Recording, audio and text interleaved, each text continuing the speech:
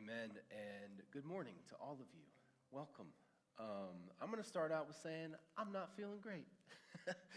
And so I've been dealing with a little bit of a cold over the last couple of days, and if you haven't seen me, that's on purpose. I'm trying to keep my distance from y'all, so good thing you're not in the front row. You guys might want to step over. I spit. No, I'm just kidding. I don't.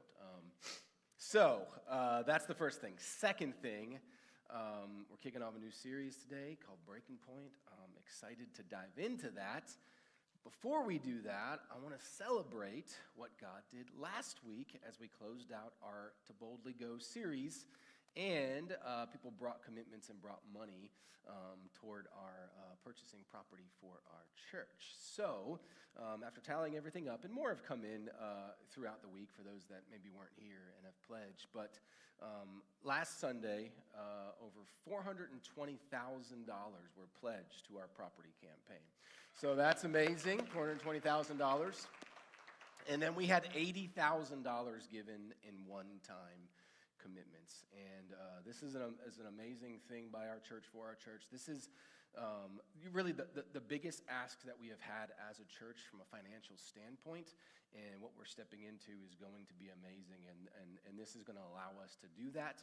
And so now from that, we have a little bit of our bearings on moving forward on the property that I shared about last week, and I'm excited to see what God does through all of that. If you weren't here last week, first and foremost, I would encourage you, go back and watch the testimonies from last week. They were so powerful, and we'll be releasing the full testimonies soon. Robbie was supposed to post one, but he just keeps saying that the internet's broken and it's not his fault. So he's not in here. So give him a hard time about not being internet savvy. But check that out. And then also, if you weren't here and you want to know how to give, you can go over to the Connect tent. There's a little light over there. If you missed it, we had our giving portals, and there are these commitment cards that are there. You can do that. And you can also scan, that's the wrong one, but that's okay. There's a different one. I'll try to get that to you guys at the end of service. There's a whole pledge campaign site that we have. I think it's kairos.church/boldlygo, and you can give there, and then it shows you our progress, how much money's been given, and all of that. But it was awesome, and so thank you guys from the bottom of my heart. Thank you so much for believing and getting behind what Kairos Church is stepping out to do. It's an amazing thing. Okay, new series. Here's what we're going to do for this series. Through this series, we're gonna look at the life of Joseph. This story takes place in Genesis chapter 37, all the way through about chapter 50. There's a few other stories mixed in there as well, but it's a long story. And man, if you've read the story of Joseph, he went through a lot of different things, a lot of hardships, a lot of trials in his life, and it was full of breaking points, moments where he seemed stuck with no way out. Yet every breaking point for him ended up becoming a breakthrough for God's plan that had been revealed to him. And so throughout this series, we're going to just explore how God can use our lowest moments, our problem moments, when we feel trapped, when we feel overwhelmed, when we feel forgotten, to shape us for something greater. Now, the whole thing kicks off with Joseph and his dreams. And if you've read the story, you know that his dreams came to fruition. What God showed him actually came to be fulfilled. However, the journey from having his dream to the dream's fulfillment, it was long. It was riddled with promise, or with problems. And ultimately, his future dreams collided with his present reality.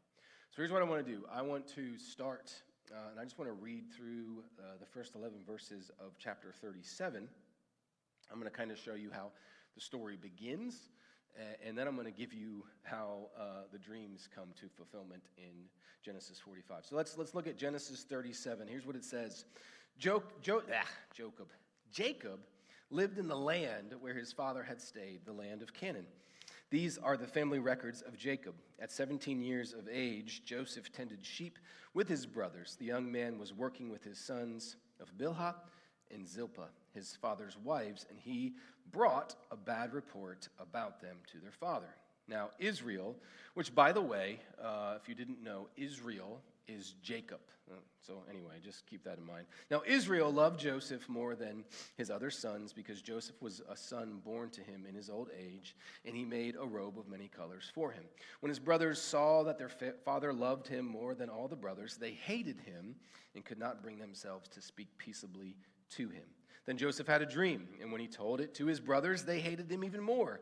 And he said to them, "Listen to this dream I had. There we were, binding sheaves of grain in the field, and suddenly my sheaf stood up, and your sheaves gathered around it and bowed down to my sheaf. Are you really going to reign over us?" his brothers asked him. "Are you really going to rule us?" And so they hated him even more because of his dream and what he had said. Then he had another dream and told it to his brothers, because the last time it worked out really well for him. It's interesting, right? And he said, "Look," he said, "I had another dream, and this time the sun, the moon, and 11 stars were bowing down to me." And he told his father and brothers, but his father rebuked him. "What kind of dream is this that you have had?" He said, "Are your mother and brothers and I going to come and bow down to the ground before you?" His brothers were jealous of him, but his father kept this matter in mind. Just a quick recap here. Joseph's a young man. We've seen that he's a bit of a tattle and a snitch against his other brothers, right? He is also the favorite. And he has this dream where everyone else in his family bows down to him. Oh, and if you didn't catch it, his brothers hate him. Like, they don't like him at all. And so he's off to a great start. This is the little brother that you want to punch in the face all the time, right? Like, I mean, honestly, like, he's a punk, and he knows it, and he's the favorite, and he knows it. He's got this coat of many colors, and he's, out there kind of, I don't know if he really did that, but I'd be walking like this, be like, "Check out my jacket," and this is how it starts off, and they're like, "Yeah, he's hated." And so initially, it's like Joseph's, his arrogance, his pride, just being super young and naive, kind of mishandling, sharing his dreams, it got him into trouble. And we're going to unpack that. If you don't know the story, we'll unpack that throughout this series. But I want to fast forward to the end of the story. So after 20 years, a lot of things go down. A famine comes to the land. Joseph is in a place of authority in Egypt. He creates this plan to provide food for all of Egypt and the surrounding areas, including his brothers who betrayed him and sold him into slavery. So let's jump to Genesis 45. Verse, it says 3:3, but I think it's 4. Let me see what we got. Yeah, it's really 4. Okay, so 10 of Joseph's brothers went down to buy grain from Egypt. And it says, the sons of Israel. Again, this is Jacob. It's interesting that they keep kind of taking Jacob's name, but his name was Jacob and Israel. Okay, anyway, so just keep that in mind. The sons of Israel were among those who came to buy grain, for the famine was in the land of Canaan. Joseph was in charge of the country. He sold grain to all its people. His brothers came and bowed down before him with their faces to the ground. When Joseph saw his brothers, he recognized them, but he treated them like strangers and spoke harshly to them. "Where do you come from?" he asked. "From the land of Canaan to buy food," they replied. And although Joseph recognized his brothers, they did not recognize him, and Joseph remembered his dreams. And so, it's a 20-year span. Joseph in the beginning had these dreams. And in the beginning, for us, we get the story, we get to read the story, we get to see how it unfolds, and it's an amazing story. But Joseph, man, he didn't know how his dreams would come to be fulfilled. He didn't know when, he didn't know how. And while the dream was a bit vague, he figured it meant that his brothers would love him, would respect him.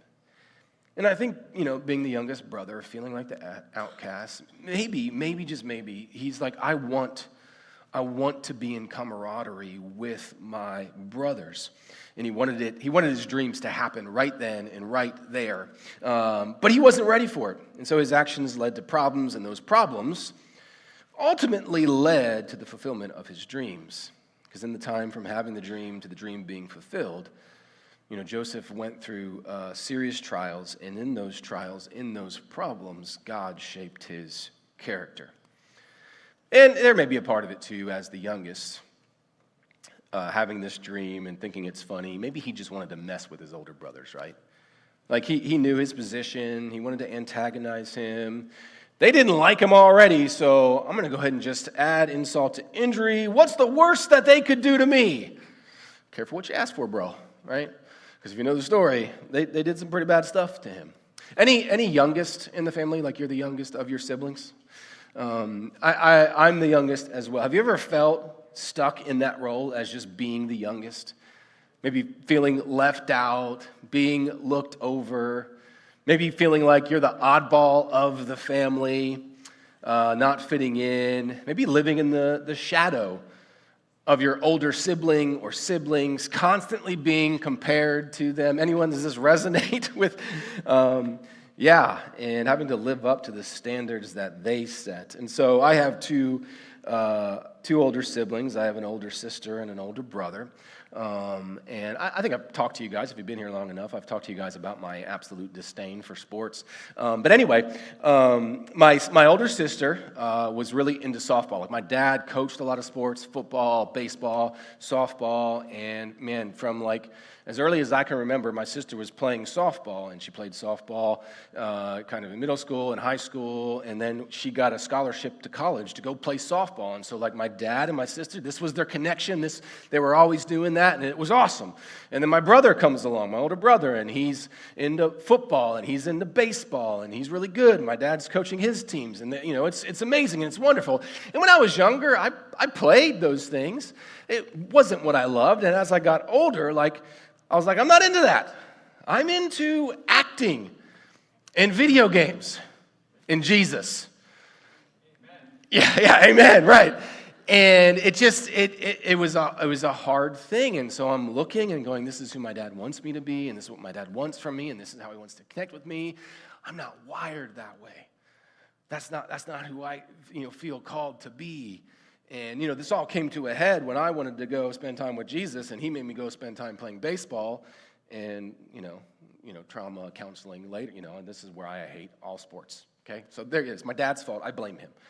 And so, here's what happens. Sometimes our parents, or as parents, or even other authority figures, it could be a coach, it could be a teacher, it could be a manager in our lives, they end up holding us to the standards that they have set for others. And instead of learning who we are, and maybe that we might operate a little bit differently, and so they force a set of ideas, practices, and desires upon us and attempt to shape our identity based off who they want us to become. And it's something that we wrestle with. And so Joseph's father, he had some ideas about who he wanted Joseph to be and what he wanted Joseph to do. Joseph's brothers had an idea about who they wanted Joseph to be and what they wanted him to do. And then as you go through the story, there are many different trade-offs, and there are slave traders that had an idea. There's an Egyptian ruler that had an idea. There was an Egyptian woman that had an idea. There were prison guards that had ideas. They tried to tell him who he would be and what he would do.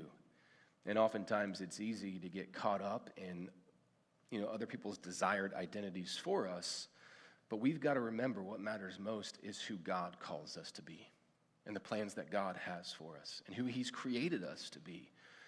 And so God reveals this plan to Joseph through his dreams. And, in one sense, maybe Joseph misunderstood it and tried to step into it, because then what happened is God spent years preparing him for it. And so for you and I, God will reveal his plans to us, and then he'll take time to prepare us for his plans. I love what Proverbs 19:21 says. It says, many plans are in the man's heart, but it's the Lord's purpose that will prevail. And that's what we see take place. And so while I shared the dream, Joseph's dream, and then its fulfillment back to back, that's not what took place in Joseph's life. It didn't go from having this dream to the dream being fulfilled. No, he had to suffer. He had to endure hardship for a very, very long time. And like Joseph, I think we often wonder, why can't we go from having this dream or having this plan to having that dream be fulfilled without any problems, right? Like, that would be great. If I could just have this and go into it and be like, everything went according to plan. Does it happen like that?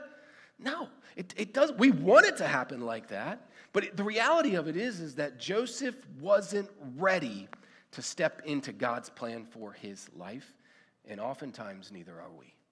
And so God takes time to prepare us. And often, it's in the midst of our problems that God prepares us for his plans. And we need to begin to see that and understand that. There will be trial, there will be hardship, but that doesn't change the plans that God has for us. So in a span of about 22 years, God used all that happened to Joseph to shape his character, to prepare him to lead. And I kind of just wanted to showcase this to you. Joseph's character, when he had the dream, versus Joseph's character after the dream was fulfilled. It should be up on the screen. So when Joseph had the dream, he was young, he was prideful, he was arrogant, he was spoiled, he was antagonistic, he was a snitch, he was a tattle, he lacked respect, he lacked self-awareness, he was socially inept, and he was a selfish dude as well. And so you take that line, and then you get to the other side when the dream became fulfilled, and here's what Joseph was. He was righteous, faithful, honorable, selfless, truthful, trustworthy, wise, strategic, humble, and forgiving. He wasn't ready. In the span of 20 years, God made him ready. And then he stepped into the plan, the dream that God had for his life. All of these things become a part of his character due to how he handled himself in the problems in order to get to God's plans. What problems? And maybe you aren't super familiar with the story. We will take time unpacking all of that. But you need to know, he was betrayed by his brothers. They threw him in a pit. They staged his death, told his father that he was dead. Then they sold him into slavery. While he was a slave for an Egyptian ruler, he's falsely accused by the Egyptian ruler's wife and thrown into prison. I mean, it's like trial, problem, one after another. And God showed him in the dream and then prepared him to step into it. And this was 20 years worth of preparation in his life. But the dream still came to be. And so as God reveals his plans to us, we also need to make sure that we are prepared to step into them. And so if you have a dream, if you have a desire, if you have a plan, the question becomes, are you ready for that? Are you prepared for that? Is your spouse? Is your kids? Is your faith? Is your heart? Is your mind? Is your character? Are you really ready to step into what God has called you to? And are you ready to progress through the problems? Because like Joseph, our problems, if we learn from them, if we grow from them, they can prepare us and bring progress. And I think we've got to start looking at it in that way. We see our problems and we allow it to halt us or stop us or keep us from moving forward. But God goes, hey, listen, this problem that you're experiencing is shaping you and preparing you for the plan that I have for you. And so, for Joseph, there were these prospects. Again, I believe he wanted to be respected by his brothers. I think he wanted to be liked by them. And being young and unprepared, he went about it the wrong way. He tried to force something to happen. His desire to be liked landed him in a pit. And ultimately, he attempted to force others to like him, but he ended up being hated. I was just thinking about, just imagine. You have these dreams, and they're kind of, we see them as back-to-back. Maybe they were back-to-back, and they're very much saying the same thing. And you go from this very vivid dream that you believe is from God, and you go to being somebody who's on top, and your brothers are respecting you and loving you, and your father and mother are doing the same thing. So you go from this high of people bowing at your feet to then being thrown in a pit by your brothers, now placing you beneath their feet. So he goes from here to here. And I'm guessing in that moment in the pit, there's shock, there's fear, right? There's worry, there's anger. His relationship with his brothers, I think at this point it's kind of ruined, right? Like my brothers just threw me in a pit and then sold me into slavery. How many be like, yeah, we're still good though. See you next week for dinner. It's ruined. It's ruined. And his dreams that he shared, that he was so passionate about, they become a distant memory as his mind and thoughts are flooded with failure, with depression, with isolation, with hopelessness, with worthlessness. He's stuck in that pit. thinking, this is it. I thought this was going to be the plan, but this is how it all ends. And I don't know what plans or dreams God has placed on your heart, but I do know this. When you try to force them before they are meant to be, they will often lead you to be in the same pit, where you feel like you're a failure, where you feel worthless, where you feel like you are lonely, isolated, and just hopeless.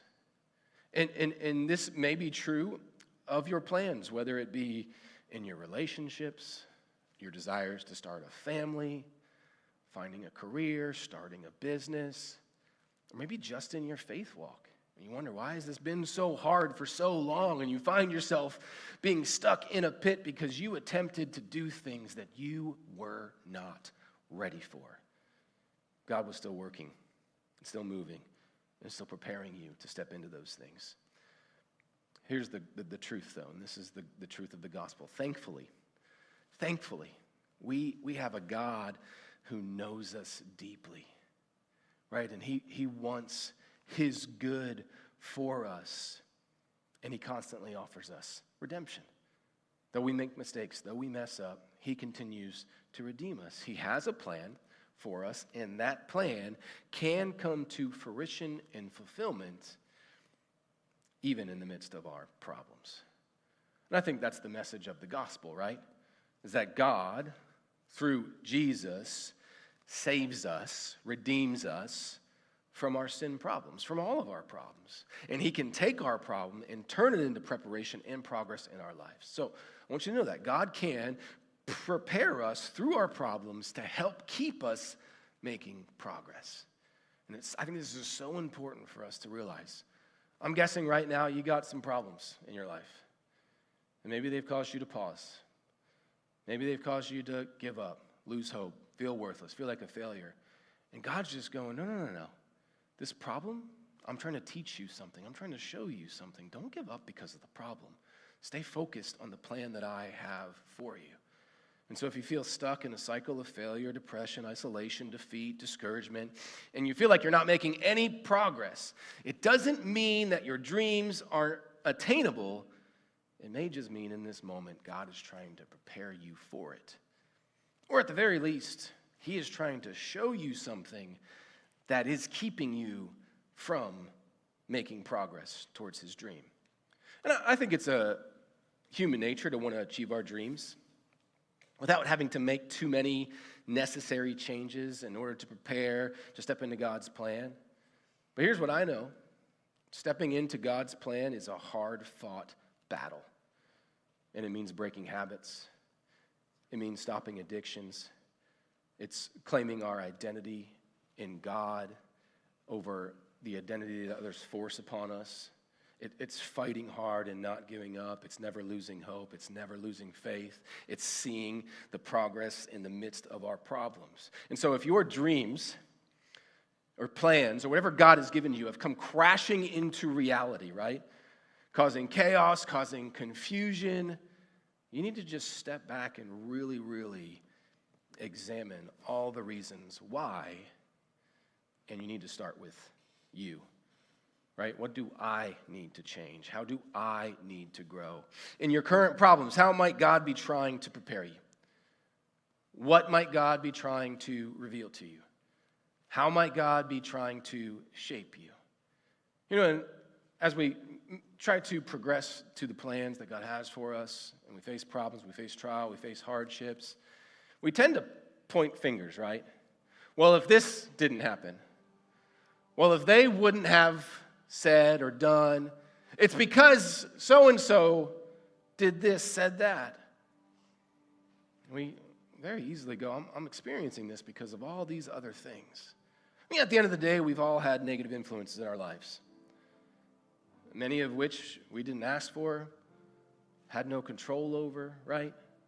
But just because something happened to you in the past doesn't mean that you have to continue going through life blaming it or operating out of it or allowing it to declare who you are becoming. Many times we hold on to the problems of the past and they keep us from progressing into the plan that God has for us. And so like Joseph, we find ourselves at breaking points Maybe because we didn't have enough self-awareness. We didn't realize we were unprepared. Maybe we did have the self-awareness. We knew exactly what needed to be done, but we never actually took steps to fix the issues. So if you've attempted to go after something, achieve something, change something, and maybe it utterly failed or it backfired, man, did you really examine the reasons why? Did you take ownership of your own failings, of your own shortcomings, of your own mistakes, or at the very least, just the fact that you were unprepared to step into it? When was the last time you really took an honest assessment of yourself? And kind of just assess yourself in certain areas like faithfulness, how you handle your relationships, communication, your work ethic, your drive, your purpose, your selfishness, your social skills, your problem solving, your problem resolution, your interactions with others. I mean, this is something that we've got to continually do, and this is what God is continually, trying to do in us. And having an honest assessment of who we are and making the necessary changes will lead us to what God has for us. Oftentimes, we tend to get in the way, in our own way, of stepping into the plans that God has for us. It's our lack of self-awareness. It's our need to please others. It's not getting over our past problems. Or maybe as problems present themselves, we just give up too quickly because they become overwhelming. Or maybe our inability to move past our problems is the very thing keeping us from achieving our dreams, from stepping into the plan that God has for us. Man, Joseph's past problems, they paved the way to the dream that God showed him. And I want to help show you that over the next few weeks. I want to help you see that over the next few weeks. Because I know you're struggling. I know you're going through. We all do. But it doesn't change who God is. It doesn't change the plan that he has for our lives. Maybe, just maybe, in the midst of those problems, he's trying to show you something. And he's trying to prepare you for what's next. Don't let the problems halt your progress. The problems in your past, or even the problems happening right now, they could be the very thing that helps you achieve your dream. And so begin to look at it from that angle. And recognize the problem for what it is, own your role in it, and then deal with it.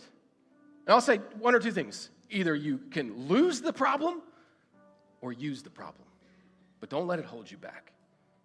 Don't let it keep you kind of stale and stagnant. Use it or lose it. You can either let the problem break you, or you can use those problems for breakthrough. And that's what God wants in your life. One of my favorite lines in this whole story is found in Genesis 50, verse 20. It's at the very end of the whole thing. And Joseph is saying to his brothers, "You planned evil against me, but God planned it for good to bring about the present result, the survival of many people."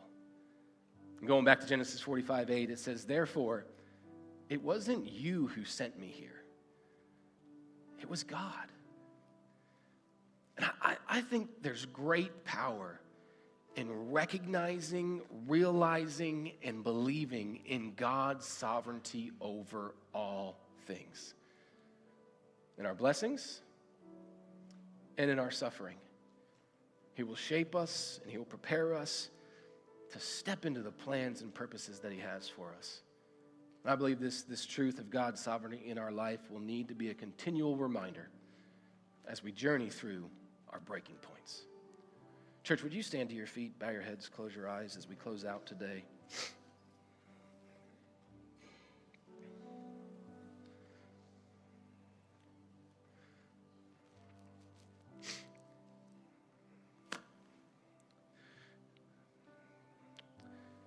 God, here's what I know. Every single one of us is going through it, has gone through it. Right? We've dealt with problems. We've gone through hardships. We've endured trial after trial after trial. And I've heard from so many people that they just feel stuck. God, I pray today that they would see you, see who you are, and recognize your sovereignty. God, today, if they have lost hope, give it back to them. If their faith has wavered, and rekindle it. May they see and realize that even in the midst of all those problems, you are still good, you are still working, and you still have a plan that you want to work out for them in their life. God, let them focus on your plan over their problems. God, may they see their problems as a way to be prepared for what you're calling them into. God, I pray over families right now. I pray over marriages right now. I pray over jobs and finances and all these ways in which we feel stuck, we feel lost, we feel like failures. Would you remind us today that through you, even in the midst of these problems, we can overcome them. And we can step into the plan that you have for us. As we take this journey, examining our breaking points, will we continue to cling to who you are and the sovereignty and the grace and the love and the redemption and the purpose that you have for us. It's in Jesus' name that I pray. Amen.